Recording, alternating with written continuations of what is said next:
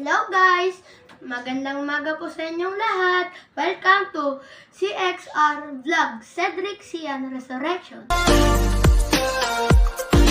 Magandang umaga po sa lahat. Ako po si Cedric Sian Resurrection.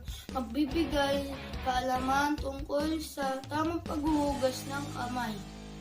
Ayon po sa World Health Organization o WHO, may tamang paghuhugas ng kamay upang makaiwas sa anumang sakit.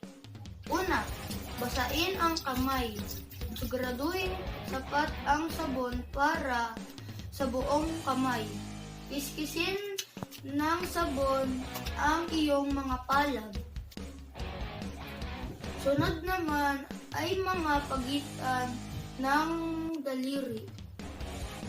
Ipatong ang kanang kamay sa kaliwa at kuskusin gawin din sa kabila. Pagdikitin ulit ang mga palad at kuskusin. Pagkatapos naman ay ang likod ng mga daliri sa magkabilang kamay. Hanggang sa makabalik sa palad gamit ang paikot na hagod. Dagdag lamang po, makakabuti ring sabunin ang ilalim ng ating mga kuko, lalo na kung mahaba na ito.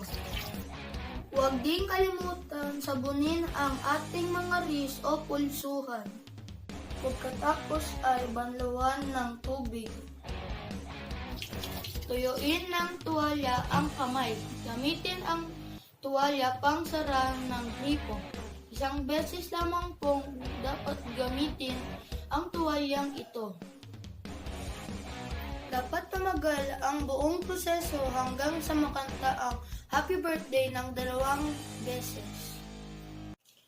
Ito po ulit si Cedric Senior Resurrection, nagpapaalala na laging ligtas sa sakit ang taong laging naguhugas ng kamay ng tama.